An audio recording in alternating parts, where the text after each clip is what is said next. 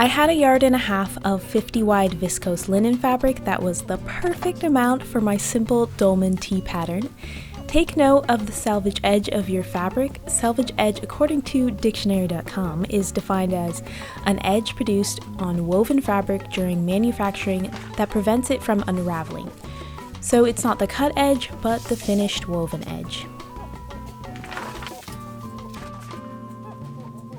The pattern consists of a front piece which needs to be on the fold of the fabric to get the full piece. When something is cut on fold, I like to do a little snip at the neckline on the fold so that I can match it to the facing and I know where the center of the garment is. There's a back piece which has 2 separate pieces, so you need to cut out 2 of those. There's a seam up the back of the back piece and a back tie at the neck, so make sure that you snip any notches at the back neck area. You need to cut at the front facing, snip at the top of the fold just like we did with the front. There's also a back facing, don't forget to snip those notches there. And a back tie strap which is cut twice, and the sleeve cuff which is also cut twice, one for each sleeve hem. And there are all the pieces cut and ready to sew. To start, I fold the back tie straps and the sleeve cuff in half lengthwise with the good side of the fabric out and press them so that they are prepped for sewing.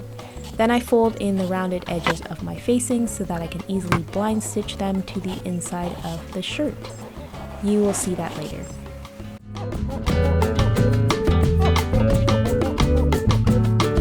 Now that everything is cut and prepped to sew, I'm going to give you a close-up demonstration of the 2 stitch types I used to complete this entire garment. I've just taken a square of fabric and folded it so that the raw edges line up. My entire top has 1 centimeter or 3/8 of an inch seam allowance. So to help me sew on that seam allowance exactly, I'm taking my clear ruler and marking the seam allowance on the fabric with a disappearing fabric pen.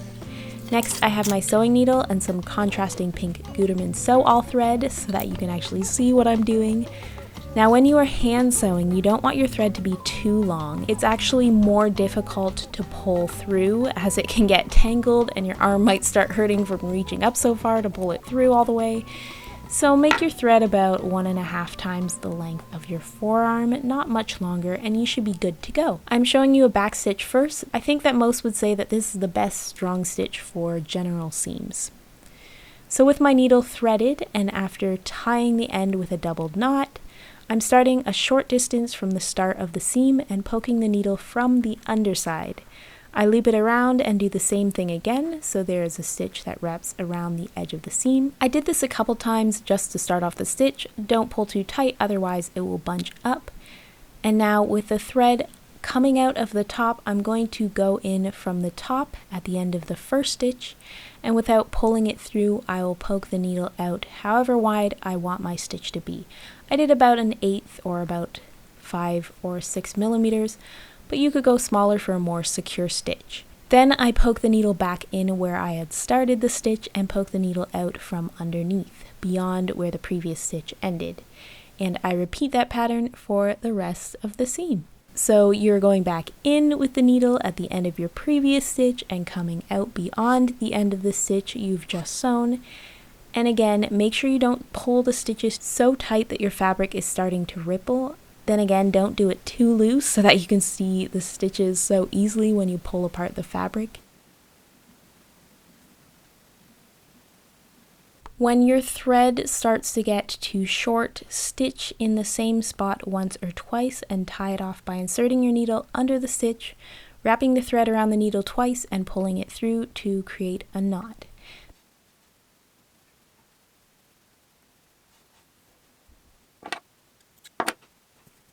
Then take your new length of thread and start the stitch in the same place you ended your stitch and continue your back stitch until the end, where you will tie it off as I have shown. And that is the first hand sewn seam complete.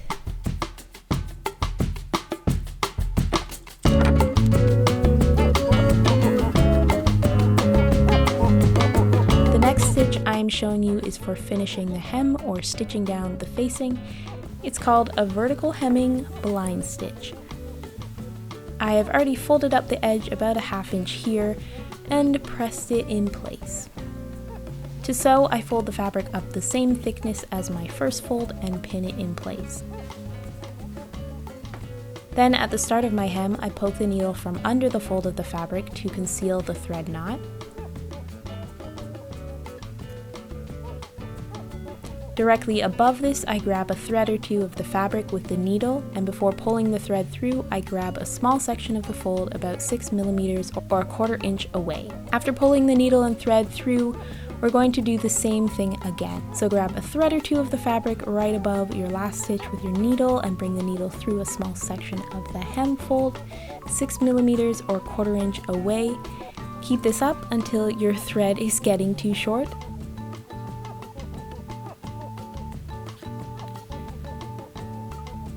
Then sew a double stitch on just the fold of the hem as shown, and on the inside of the fold, put your needle into the fabric or the stitch, wrap your thread around the needle twice and pull it through to create a knot, just as I showed you in the previous stitch method. To continue with your new thread, start where you stopped with a stitch or two and then continue with grabbing a thread of the fabric above this and continuing the pattern of stitching as shown until you are done, and make sure you tie it off at the end.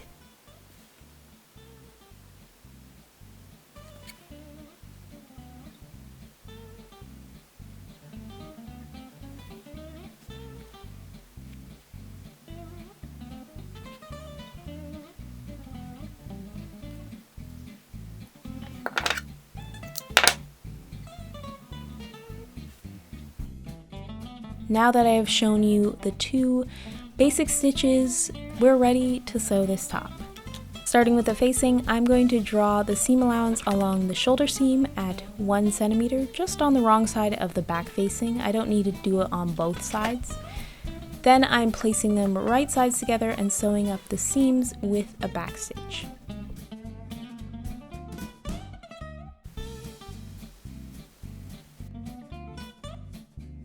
When you're hand sewing, you need to iron just as much as when you're machine sewing, so get out that iron and press the seams open and flat. Pressing, as I always say, makes a garment look that much more professional. Okay, facing done. Now for the back tie strap.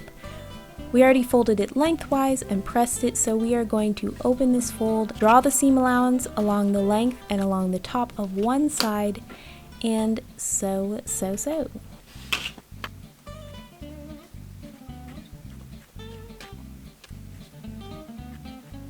The best thing to do when sewing long seams is to just throw on a show or a podcast. You'll be amazed how fast things go. Okay, I have finished my second one. I find that the stitches on this are slightly more even. Yeah, so that's the front. That's the back. The back always looks more messy because they're longer stitches. So I'm going to turn this one out, trim it down. Done! Iron that. I'm going to iron it later. Move on to the next. These two that are already folded in half, what I'm going to do is fold them back like so. Stitch up the edge. These are the cuffs.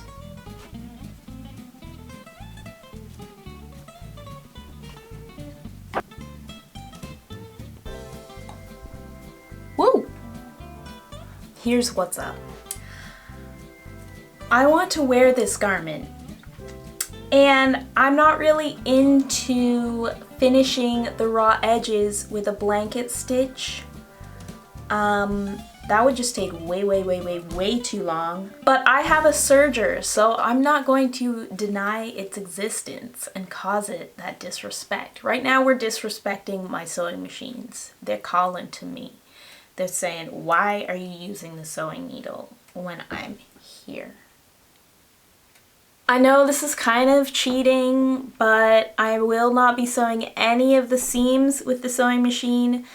Just going to overlock the edges of any exposed edges, okay? So just chill. Okay, let's do this.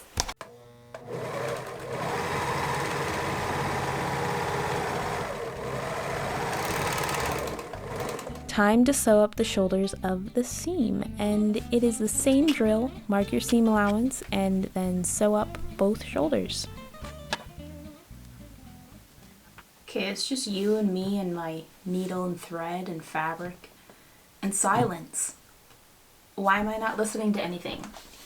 Let's rectify that.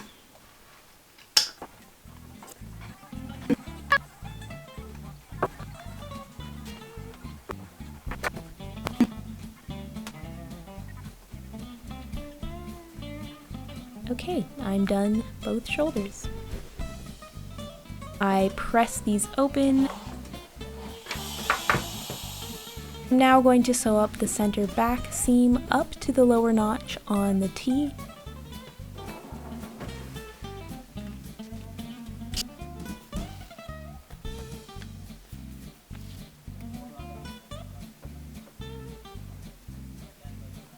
And also on the facing.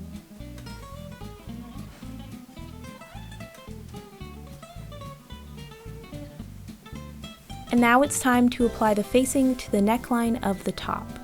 I'm quickly ironing my back ties before placing them at the back notches between the right sides of the neckline and facing.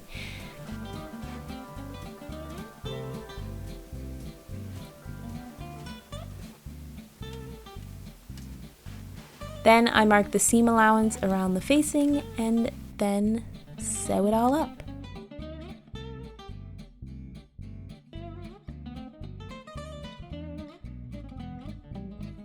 When I'm done, I snip the curve of the neckline so that it will lay flat when I turn it out. That's just a standard procedure for curved seams.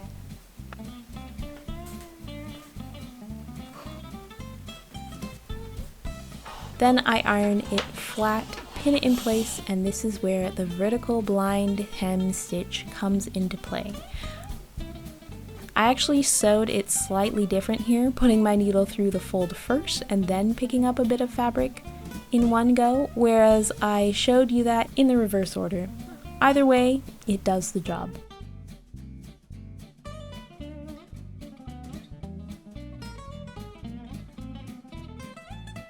Now that this is done, I sew up the side seams of the top.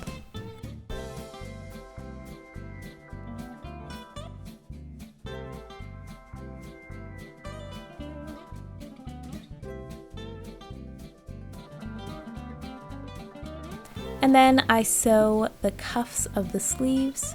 By this time I was getting a lot faster and the job didn't seem so daunting anymore. So I was very happy about that. So both sleeves are done.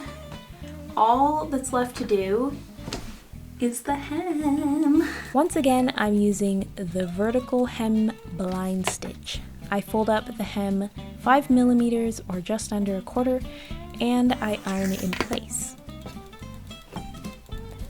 I could have folded it again and ironed it, but it's pretty much just as easy to fold and sew as I go, so I just did that.